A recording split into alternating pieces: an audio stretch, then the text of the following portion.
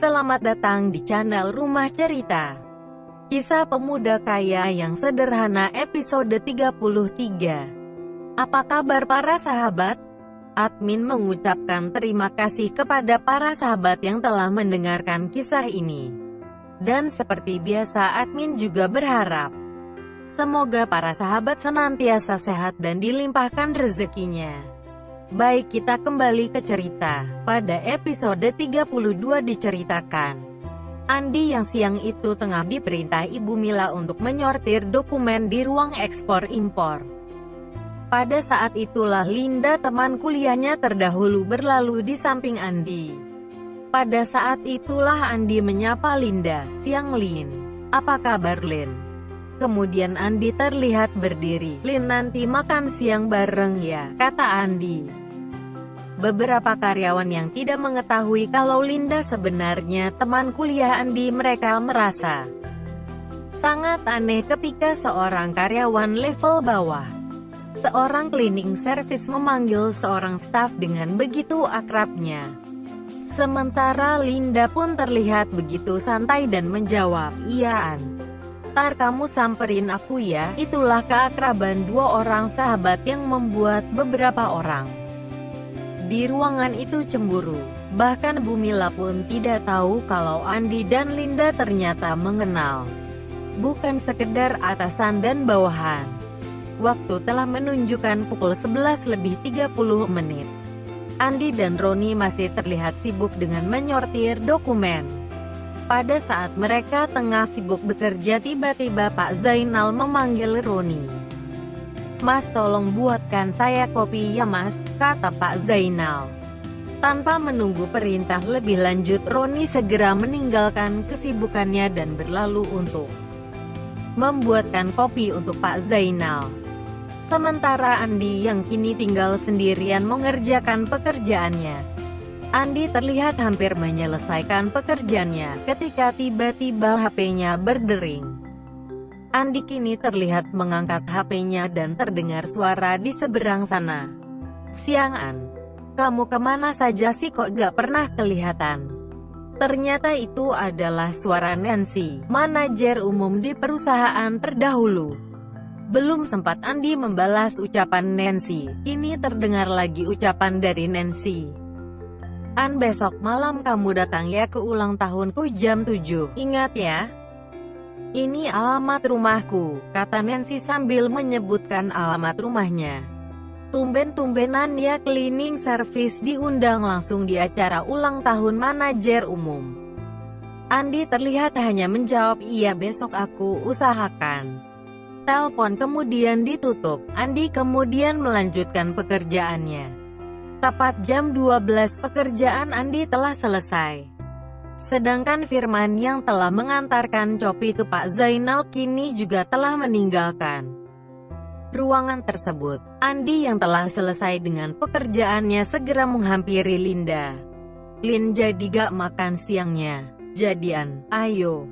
Tiba-tiba Linda menggapai tangan Andi dan menariknya. Pemandangan itu membuat beberapa pasang mata terlihat begitu cemburu terhadap Andi. Kini Andi telah berjalan dengan Linda menuju pintu keluar perusahaan. Untuk menuju pintu keluar perusahaan, mereka harus melewati pintu utama yang terletak di lobi. Kini Andi dan Linda berjalan perlahan menuju lobi perusahaan. Pada saat itu ternyata tanpa sengaja Andi melihat seseorang yang telah dikenalnya selama ini. Andi berusaha mengamati orang tersebut. Beberapa saat kemudian terlihat Andi berkata, "Lin, maaf, aku mau menemui seseorang. Kamu tunggu di sini 3 menit ya Lin." "Maaf Lin." Andi kemudian berlalu tanpa menunggu persetujuan Linda. Linda di dalam hatinya dipenuhi beragam tanda tanya. Ada apa ya Andi kok terlihat menyembunyikan sesuatu? Sementara Andi yang telah meninggalkan Linda. Kini Andi menghampiri seseorang yang telah dikenal oleh Andi. Beberapa saat setelah Andi yakin dengan orang yang dimaksudnya, Andi segera menyapa orang itu. Seorang pria berusia 37 tahun dengan berpenampilan ala bos di sebuah perusahaan. "Selamat siang Pak." Orang yang disapa tersebut segera menoleh. Ternyata orang itu adalah Pak Hendri, orang kepercayaan keluarga Andi. Sebelum Pak Hendri menjawab salam dari Andi, secepat itu juga Andi memberikan kode kepada Pak Hendri untuk berlaku biasa. Maka Pak Hendri yang terbiasa dengan sedikit membungkukkan badannya. Ketika bertemu dengan Andi, siang itu terlihat tidak membungkukkan badannya. Andi kini terlihat mengajak Pak Hendri ke sebuah pojokan lobi. "Maaf Pak, ini situasinya tidak memungkinkan. Bapak ada apa Pak di perusahaan ini?" kata Andi. "Oh ini Tuan Muda, saya mau bertemu dengan Pak Theo. Ada beberapa hal yang saya mau bahas. Hal ini untuk menindaklanjuti apa yang Tuan Muda perintahkan, yaitu untuk melibatkan Pak Theo di perusahaan baru." "Kok bisa secepat ini ya Pak?" kata Andi. "Iya Tuan Muda, kita tidak membangun perusahaan dari nol. Namun kita akan mengakuisisi sebuah perusahaan yang kondisinya kurang sehat. Hal ini masih terus kami bicarakan, mudah-mudahan dalam beberapa hari final. Ini juga kita sudah bicarakan dengan Pak Rudi dan beliau juga sangat setuju. Untuk efisiensi waktu dan dana," kata Pak Hendri menerangkan. Mendengar hal itu Andi segera menyahut, "Baik kalau begitu, Bapak segera kirim orang untuk menggantikan Pak Theo dan dia bisa serah terima pekerjaan. Saya juga sudah menyiapkan beberapa orang yang nanti bisa membantu direktur utama." "Pak Hendri, kira-kira sampai jam berapa ya di sini? Saya mau pinjam mobilnya dulu Pak. Ini saya ada perlu dengan teman. Barang 1 jam, kata Andi.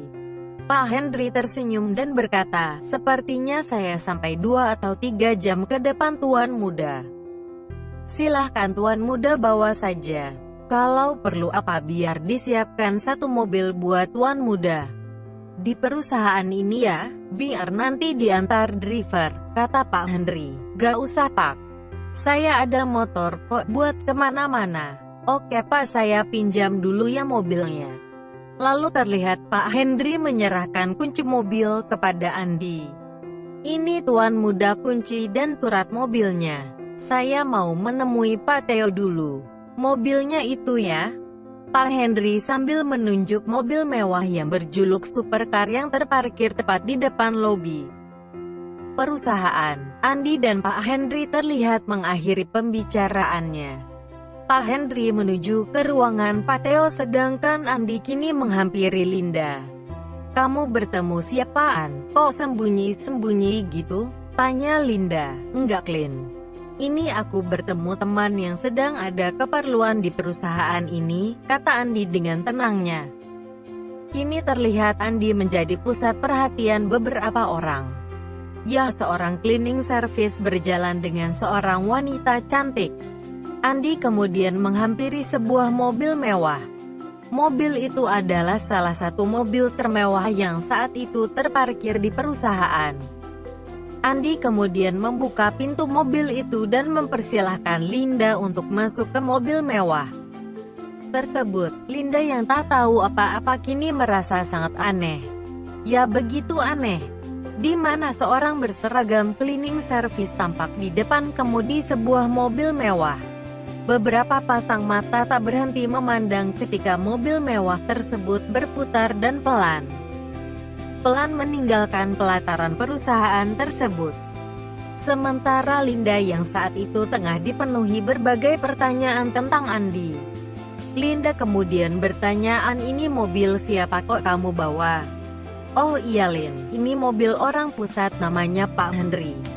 Mobil ini dikasih pinjam sama aku soalnya mobil ini jarang banget dipakai. Lama-lama rusak deh kalau gak dipakai," kata Andi dengan tersenyum sambil memandang Linda. Linda sendiri terlihat tidak mempercayai apa yang dikatakan Andi. Masa iya sih?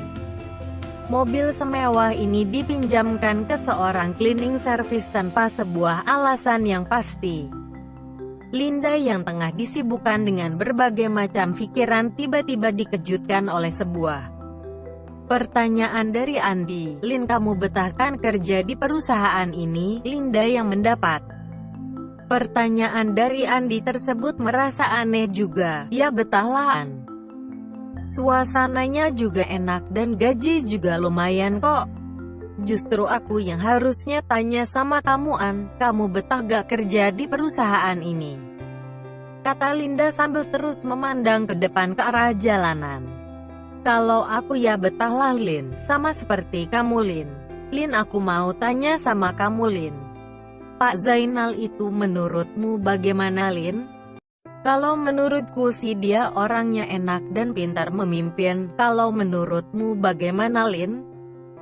Tanya Andi terlihat agak serius kepada Linda. Sementara Linda, hari ini Andi terlihat sedikit aneh buatnya. Arah bicara Andi belum bisa Linda tebak kemana arahnya. Kok kamu menanyakan hal seperti itu, maksudmu apaan?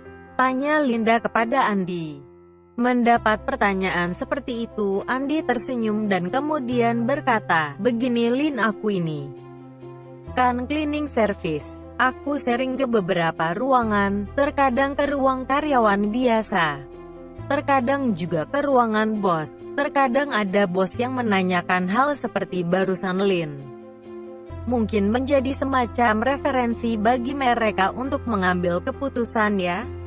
Penjelasan dari Andi tersebut belum membuat Linda puas namun cukup masuk akal juga. Maka Linda segera memberikan jawaban atas pertanyaan Andi. Kalau bagiku si Pak Zainal itu pemimpin yang baik, An. Beliau juga ramah dan cakap dalam mengambil keputusan. Oh gitu ya, Lin. Jadi semisal Pak Zainal jadi direksi, apakah menurutmu dia kompatibel ya, Lin? Linda pun kemudian menganggukkan kepalanya. Iya, An. Linda merasa arah bicara Andi semakin tidak jelas. Hal ini bisa dimaklumi karena Linda tetap berpandangan hal tersebut bukan kapasitas yang pas untuk dibicarakan oleh seorang cleaning service. Itulah kisah pemuda kaya yang sederhana. Episode 33. Silahkan like dan subscribe jika berkenan. Bagaimana kisah selanjutnya? Ikuti terus cerita ini. Terima kasih.